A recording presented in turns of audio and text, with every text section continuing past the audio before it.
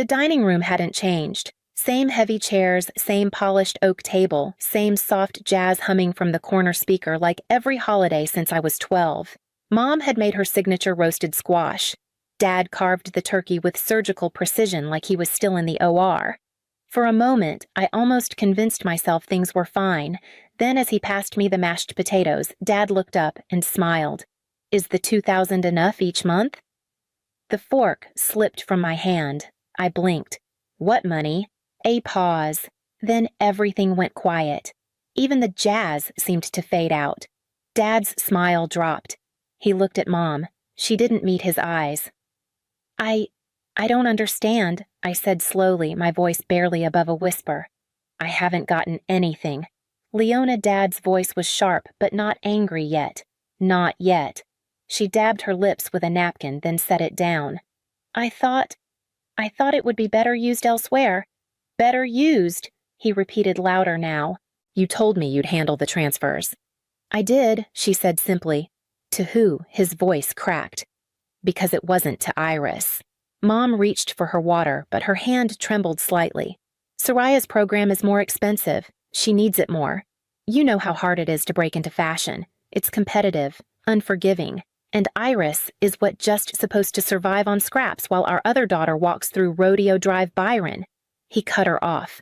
"No, I need to know. For how long?" She sighed. "Since August." He turned back to me. "Iris, you've had nothing. No transfers, no support at all." I shook my head. I asked once. "Mom said there wasn't anything left after tuition." His shoulders fell. "I thought you were okay." "I've been working nights," I said. "Tutoring, bar shifts, skipping meals. But sure, I'm fine." Mom's chair creaked as she stood. "Don't do this here. It's Thanksgiving." Dad didn't move. He just looked at me like he was seeing me for the first time in a very long time. "I need some air," I said, standing. The hallway felt too quiet, too familiar. I stepped outside, clutching my jacket, and tried to breathe.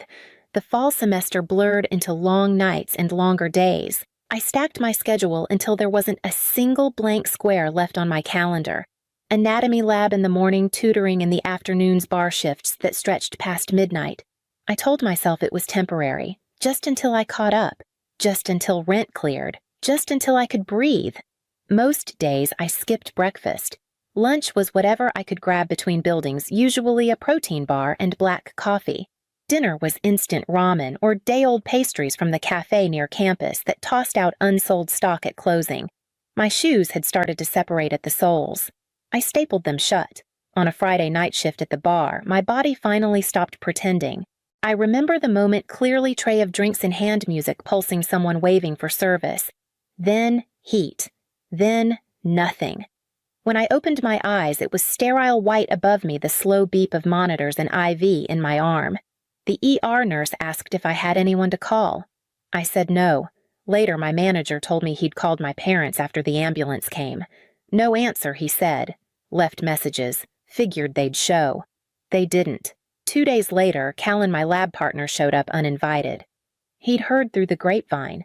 Carried a plastic bag of groceries and a pan of baked ziti. I hadn't told him my address, but he found me anyway.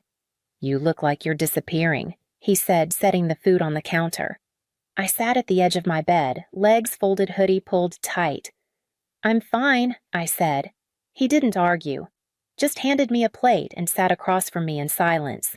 I took a bite. It was warm and real, and I had to stop myself from crying over a forkful of noodles. That night I slept for 12 straight hours. The next morning I checked my phone. 2 messages from Mom. The first, "Glad you're doing okay. Can you send to Soraya the name of that skincare brand you liked?" The second, "Don't forget to eat." I deleted both. Later that week, I saw Soraya post a video from a brunch spot in West Hollywood, her face lit by filtered sunlight, captioned with, "No better way to start the day." "Thanks, Mom." I stared at the screen for a long time before opening my banking app. My phone screen had a thin crack running across the lower corner, splitting faces and text just enough to distort the illusion. Still, I scrolled. Not because I wanted to, but because I couldn't not. Soraya had just posted a carousel from a rooftop lounge in West Hollywood.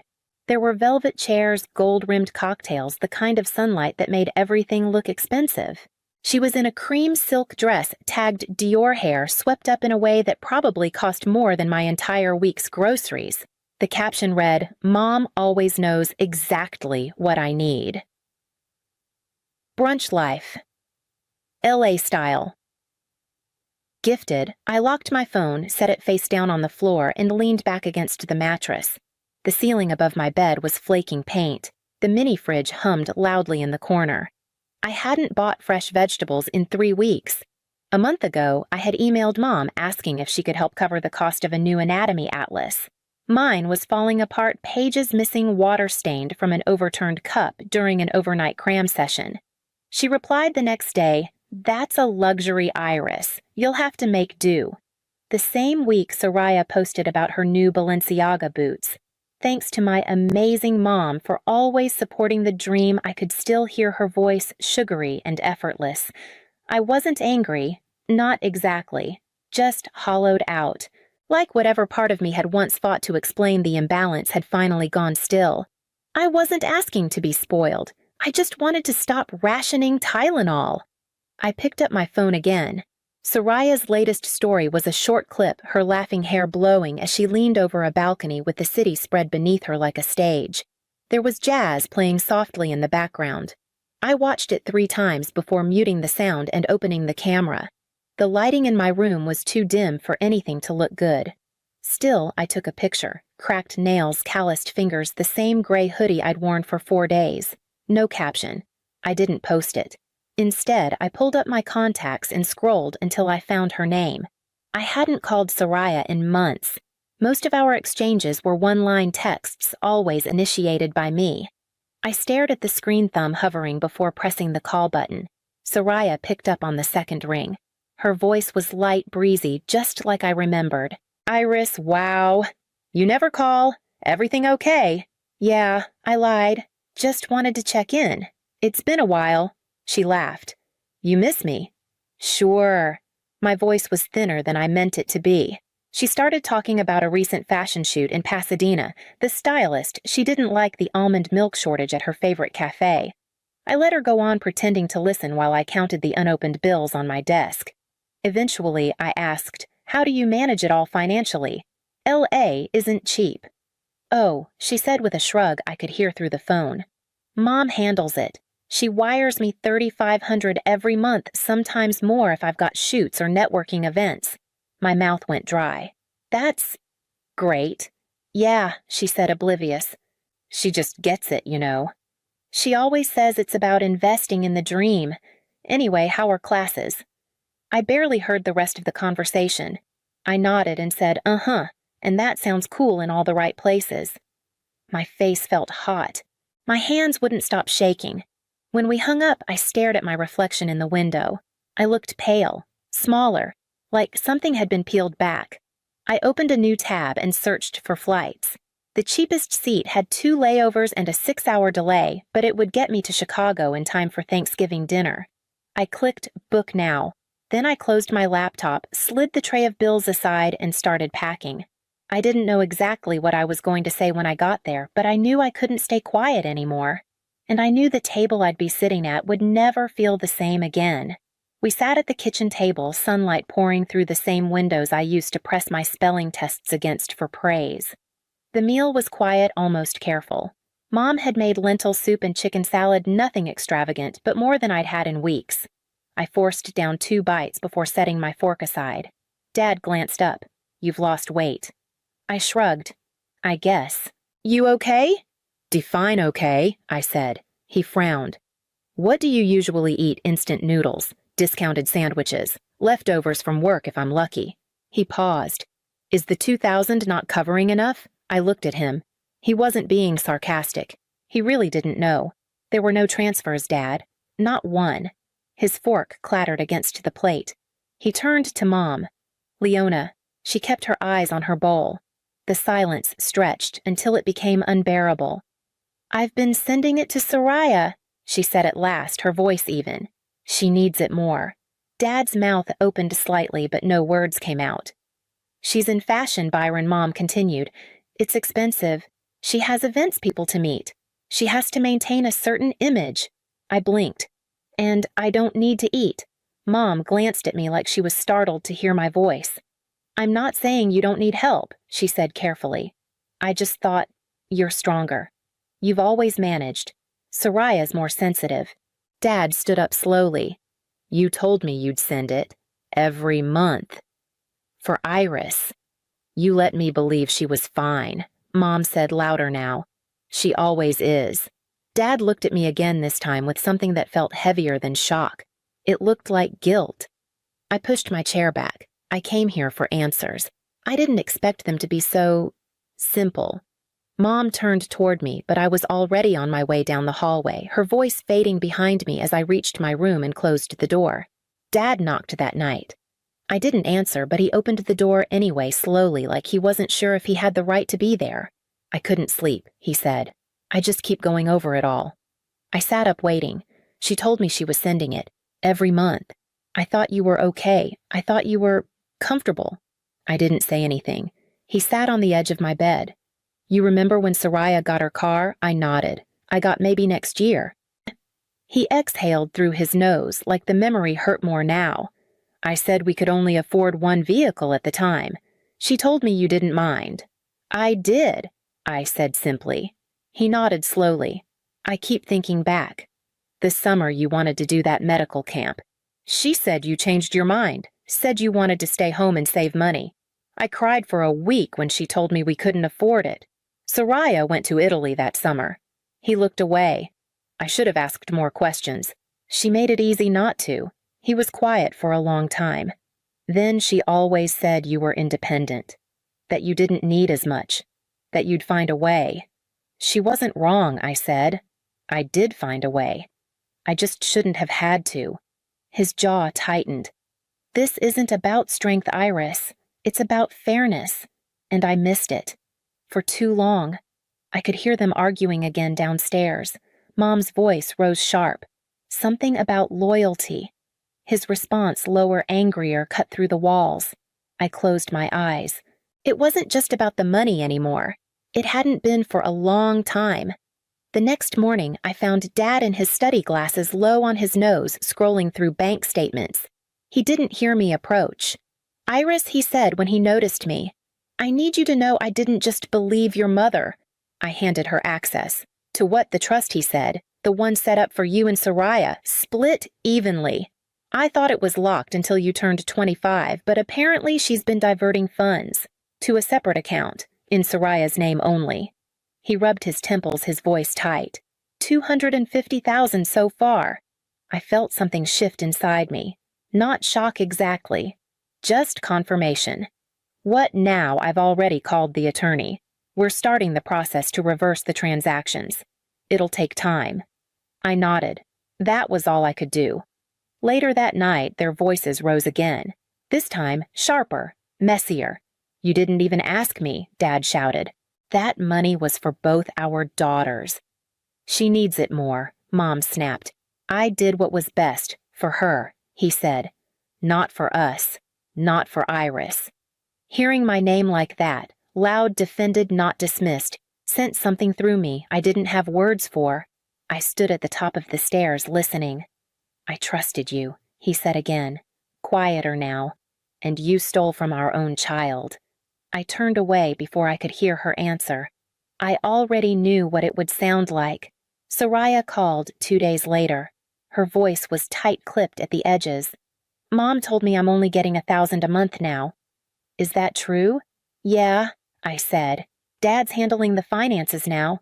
She exhaled sharply. I can't live on that. Rent classes materials, I know. There was silence, like she was waiting for me to offer a solution. I didn't. Do you really think this is fair? She asked. I think it's overdue. She hung up.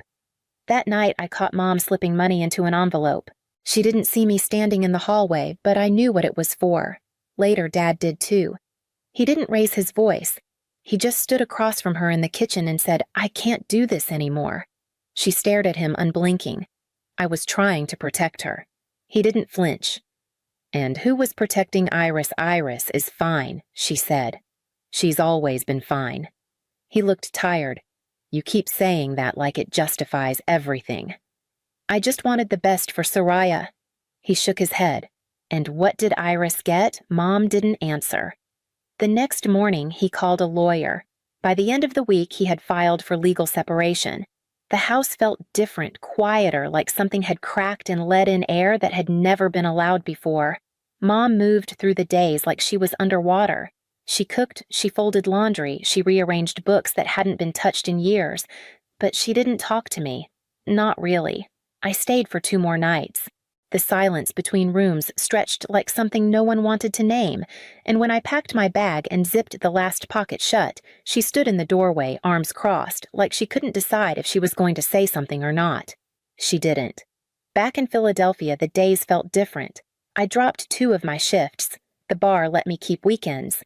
I kept tutoring because I liked the quiet clarity of explaining things.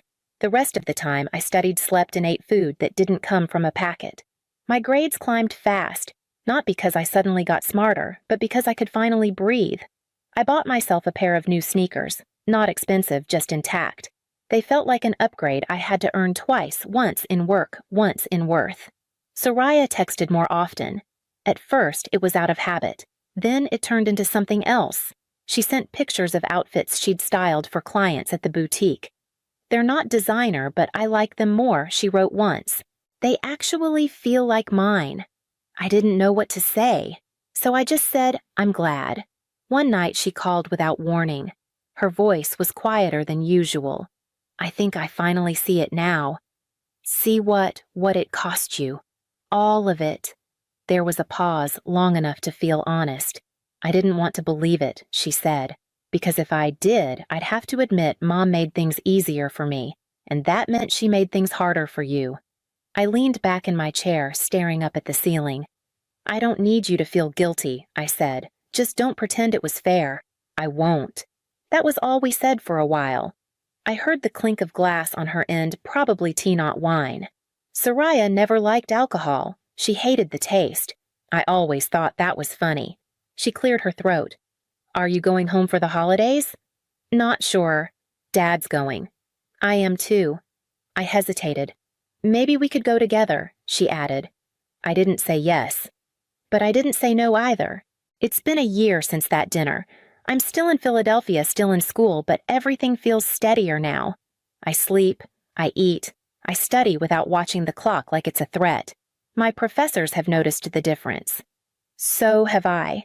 Soraya's still in LA, but she's not the same girl who used to post every brunch. She works part-time at a boutique that promotes sustainable fashion. She designs pieces from leftover fabric and talks more about craftsmanship than couture. The pride in her voice is quieter but real. Mom works at a home goods store now. She says it's temporary, but I don't ask for more. Our calls are brief, polite. There's distance neither of us knows how to cross. Dad, on the other hand, calls every week. Sometimes we talk about school. Sometimes we don't. When he visits, he brings books and groceries and listens like time is no longer a luxury he has to ration. One evening, Soraya called just as I was leaving the library. Thinking about going home for the holidays, she said, to see Mom. I didn't say anything. Do you want to go together? She asked. Not for her. Just to do it right this time. There was a long silence, but she didn't fill it. She just waited. I nodded before I even realized I was doing it. Okay, I said. Let's go. Christmas came with no grand gestures. Just an early flight, 2 carry-ons, and a quiet knock at the door. Soraya and Dad went in first. I followed behind. Mom answered in a sweater I didn't recognize, plain slightly worn. Her hair had more gray than last year. She smiled faintly. It didn't reach all the way. We sat around the same table where it all broke. The food was simple roasted vegetables, a store-bought pie, dry turkey Dad overcooked. No one brought up the past, but no one pretended it hadn't happened either. That, I think, was the win. We passed dishes. Soraya complimented the stuffing. Dad asked about my classes. Mom said she was still getting used to retail hours. It was honest, not warm, but honest. Later that night, I unpacked in my childhood room. The walls looked smaller. I pulled out a plain white envelope from my bag, my tuition receipt. I placed it in the drawer next to a folded note Dad had written a few months back. It read, "This is yours. Not because you earned it, but because I finally saw you." I read it once more before closing the drawer. For a long time, I thought love had to be proven. That silence meant strength, and strength meant not needing anything. But I don't believe that anymore. I believe in being seen. And I believe some stories don't end with healing, they begin with it.